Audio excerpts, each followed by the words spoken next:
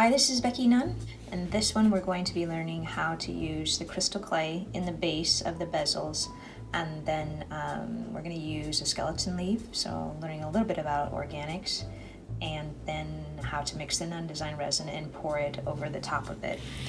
Here are some examples of other pieces that have been assembled. This is using a different type of skeleton leaf. This was actually found here in the Pacific Northwest. Another example, this one's in the copper. For this, you will need to have the crystal clay in the white, the skeleton leaves. You will want to pull out the bezels, and we'll be using both pieces in this class. And you will also need Nunn Design Resin. Other things that you'll need are, just your basics, things that were on the supply list: drizzle sticks, stir sticks, mixing cup, a pair of scissors. In the crystal clay kit, there's some gloves, and you'll need some rubbing alcohol. So go down through the supply list and add all of the items that you'll need onto your work area, and we'll get ready to go. The Nunn Design bezels are cast in lead pewter, and then we plate these with 24 karat gold and 0.999 silver. The copper color is solid copper. Then we oxidize these to give them this aged look, and that oxidization is kind of tricky for us, but it's really what allows us to have that great plated color. But it really does need to come off if you're going to be using especially the white crystal clay and the resin. You're also cleaning the bezels because the resin wants to have a nice clean surface to attach to, so you're removing any kind of oils that might be on here, any kind of dirt. So go ahead and get one of your Q-tips wet with a little bit of rubbing alcohol and just smear it all over the bezel and do your best at getting all that blackening off of the piece. Then you can also grab a wet wipe, just continue to slightly clean it a little bit more. If you really want to get down inside of here, you can just take your wet wipe and you can go along that outside edge here and clean that up as well. This is only, I like that blackened look, but if that resin over pours, it'll be really noticeable, and I'll show you some examples of that as we go along. But go ahead and clean up your bezels very, very well and complete, and then we'll be ready to go on to the next step. Once your bezels are clean, you'll want to get the crystal clay out, open this up, and go ahead and adorn the gloves that are in there. Then you'll want to pinch off 2 equal-sized balls of the crystal clay that we're going to mix together. And when the resin is in this state here, this is the part B, this is epoxy. So that's why we wear the gloves when we're mixing this when it's in its loose state. Once these two are activated, then you can take the gloves off and you can work with them. But it's a good idea to wear your gloves when these are in this loose state, and solid part B is in the epoxy state. So once you start to mix this together, it'll become activated, and you have 90 to 120 minutes to work with the crystal clay before it starts to harden. So you have plenty of time to work with this. You just mix this together. And it takes some time to figure out exactly how much clay to pull off and how much clay to put into the bezels. So I highly recommend that when you're first starting out and you don't have a lot of projects that you're working on, like in a class situation like this, just pinch off a little bit of A and B, because you can always mix more, and then you don't have to be worried about having a lot of excess waste. So mix the 2 parts together until they're fully blended, like you're seeing there. And then go ahead and take off your gloves. So my bezels are nice and clean, and so that blackening, if I have to put this in and out, the clay in and out of the bezels, I'm not getting any of that oxidization on the clay itself. So once you have the clay mixed together and you've taken your gloves off, the clay when you first mix it could be kind of sticky. This feels pretty good, but sometimes it can be really sticky. So if it's super, super sticky, then go ahead and just let it sit for even 10 minutes, and it'll sort of firm up a little bit more, and it won't be so stuck on your fingers if that's what you're seeing. Other clay colors, crystal clay makes a gajillion different colors, but we stock just the brown, the white, and the black. and the black can get all over your hands. So once you have pinched off a little ball, kind of roll it into a nice round ball, or at least so there's not a lot of creases and wrinkles in there, and then see how you did. What we're wanting for in this is we want the clay to be flush to that top edge, so I can tell that I don't have enough clay in there. So I can either pull this out, this is why the beauty of cleaning it up, I can pull it out and then add a little bit more to that ball that I had, roll it again,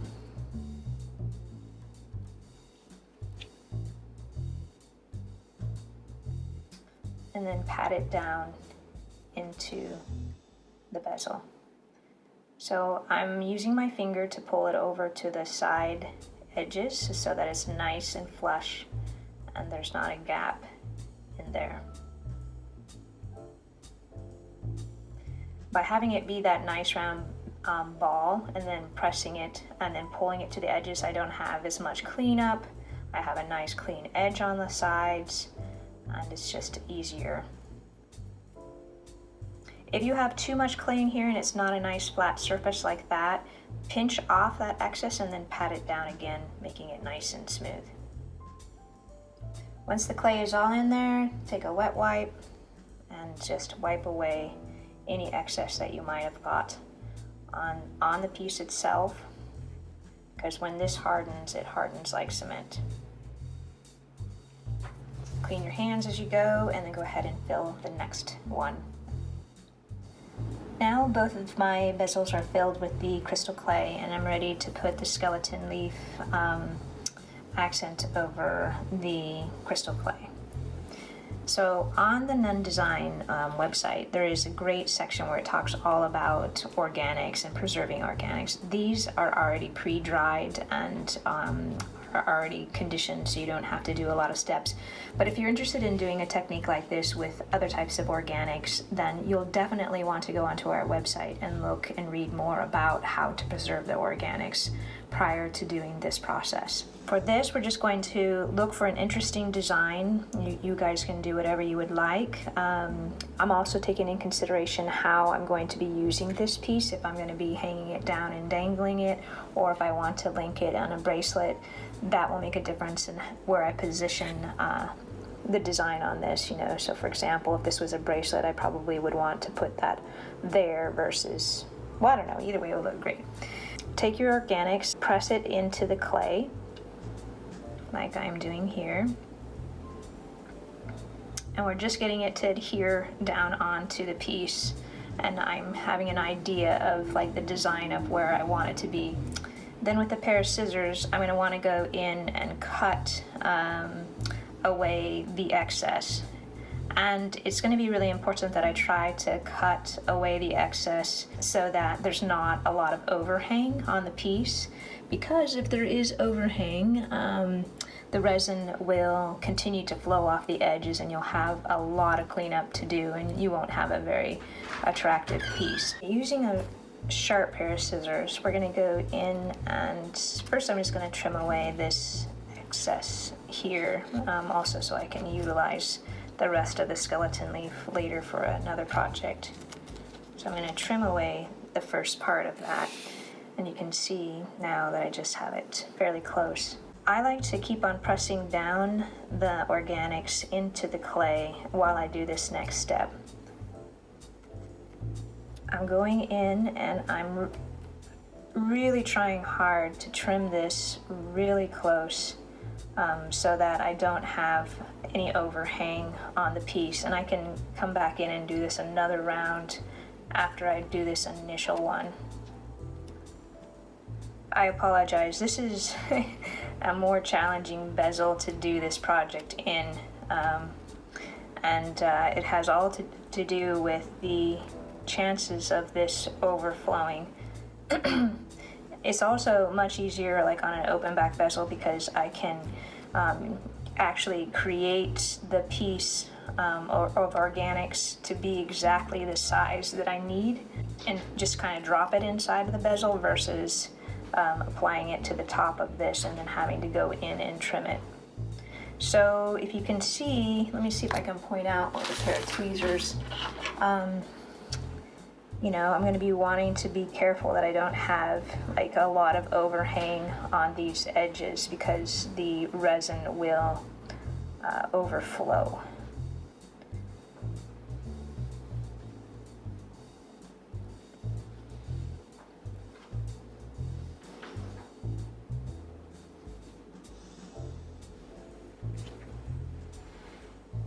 Once you have your organics onto the crystal clay and you've let these cure, I'd recommend that you let them cure for about 12 hours.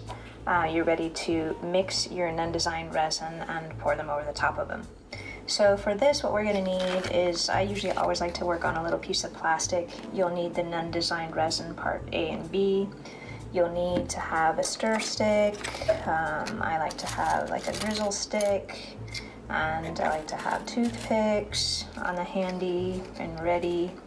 And I also like to have a business card that I can lay down on my work surface and put my organics on so that I can easily move this around on and off the table in my work surface. You'll also need to have a mixing cup. For mixing the resin, you're going to want to do a 1-to-1 ratio of part A and part B. So you put always part A in first, and you have to do a 1 tablespoon to a 1 tablespoon 1-to-1 ratio, mixing a full cup in order for this to be activated properly and for it to cure. You'll also need some sort of device in which you can keep the time. I have my cell phone here, and I'm going ahead and setting it for 2 minutes. That way I can keep track of my time while I'm mixing. So starting out with part A, you're going to pour the part A to the 1 tablespoon mark.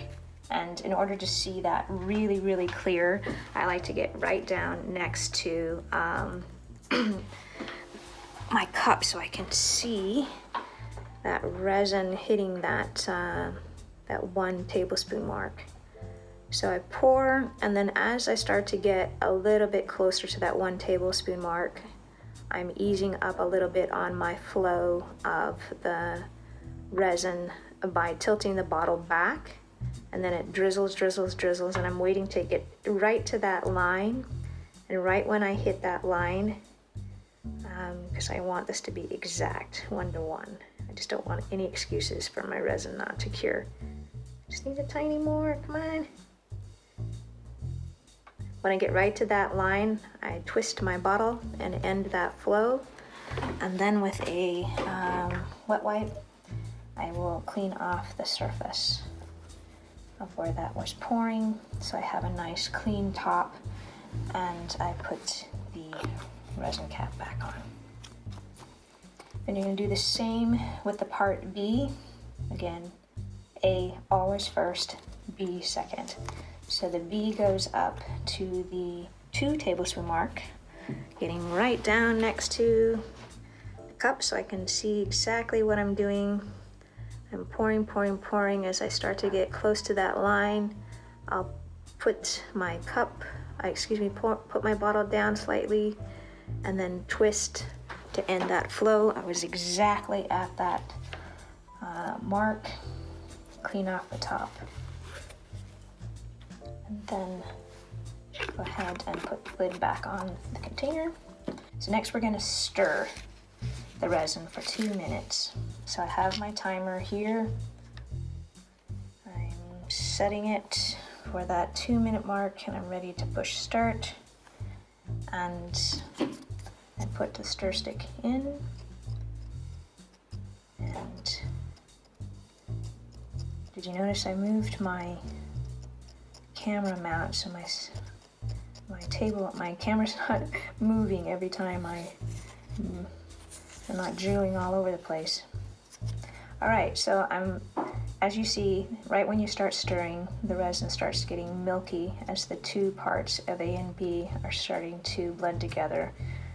And that is what is activating the epoxy. And So you want to stop every now and then and scrape the sides of the stick into the cup, and then come back in and incorporate all of that. We're just making sure that all parts A and B are fully blended together, and that's what's going to make the resin activated, and you'll have successful curing. When you're mixing this, there will be some bubbles that come up. You can wait, like 5 minutes and put it under a warm lamp to just have all the bubbles come to the surface, to dissipate any bubbles before you, pour it onto or drizzle it onto the organics. But I'm not too worried about that, because I know that as the resin is curing, I can watch it and use my breath to huff like that onto the resin, and the hot air from my body will make that air expand and the bubbles will pop. All right, so my timer's going off. I have done a great job of scraping the sides, scraping the stir stick back into the cup, making sure everything is fully blended together, and I am now ready to be done with my mixing process. Turn off my alarm. All right, so we have a full cup of resin here, and just to know, you might want to have some other projects either ready or have read some tutorials on things that you can do with excess resin, because you will have some waste. You can also wait until some of the other classes and mix your resin and then do all the projects together. So on my drizzle sticks, I tend to like to just break them or cut them with scissors, because I don't really need that whole piece. I just need a section of it. Actually, I cut it too small. Let me try that again. So I just have a small bit of my stir stick, and I can utilize the stir stick over and over again, or the drizzle stick. So as you can see, there are bubbles in there. Those bubbles will transfer onto here, but I'll show you how we're gonna deal with those too. So just scoop up a little, scrape it off the side, and then drizzle it onto your organics. Let me zoom in here a little bit so you can see this.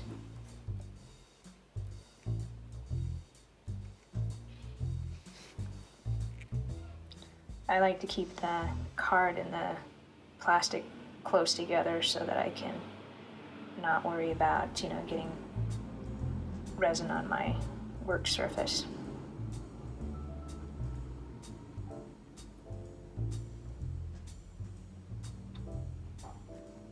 All right, once you have some resin drizzled onto the work, onto your epoxy clay and the organics, I've been having a hard time really seeing what I'm doing, so I'm going to come down right inside here, and I'm going to bring the resin over to that side edge. And this is why it's really important that you make sure that the organics were trimmed to right to that edge surface, because if it's not, the resin will continue to overflow off the side. On this particular one, I put a lot of resin on here. I would highly suggest that you don't put this much resin, just because it'll be really hard for you to move this around, to agitate it, if you have any bubbles coming up. So if you did put way too much resin on there, you can scoop some of it off and put it back into your mixing cup. I'm just rolling it in the resin and putting it back into the mixing cup. This will also just help me prevent from any overflow of the resin. I do have a very nice dome on here regardless, but I had a really high dome on there. So that kind of gives you an idea. I was really close up, so hopefully you got to see that all right. That gives you an idea of how to do that. And I'll go ahead and do the second one so you can see it again. I'm going to drizzle a little resin onto the surface.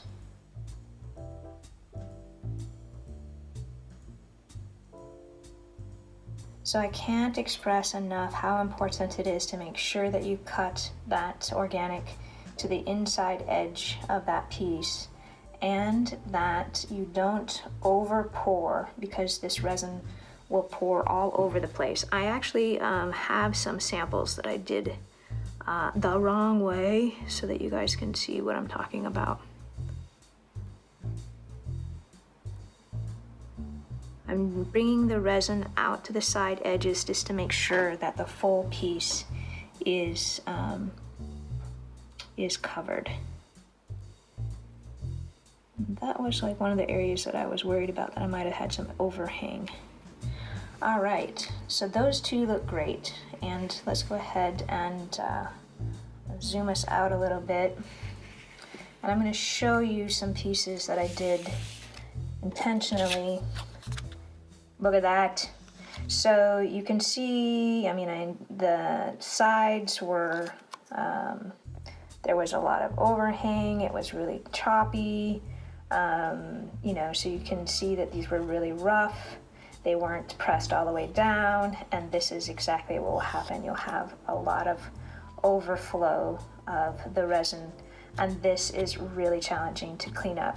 If this does happen, now this has been sitting like this for like, I don't know, a week, but if you do have overflow like this, you'll want to address it fairly quickly. Quickly, I mean like 6 hours, 7 hours into the cure time, as up to 12. It'll be so much easier. This is another example of why you want to make sure that you have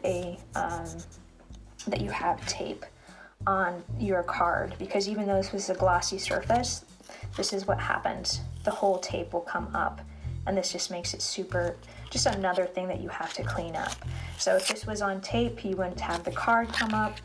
And then if this was done, you know, if I was doing this at the 6 hour cure time, it would be fairly easy for me to come in and just bend this back, and the resin will separate. You can see it's happening now, even though this looks really messy, but the resin just peels back from the bezel, and you can clean this up.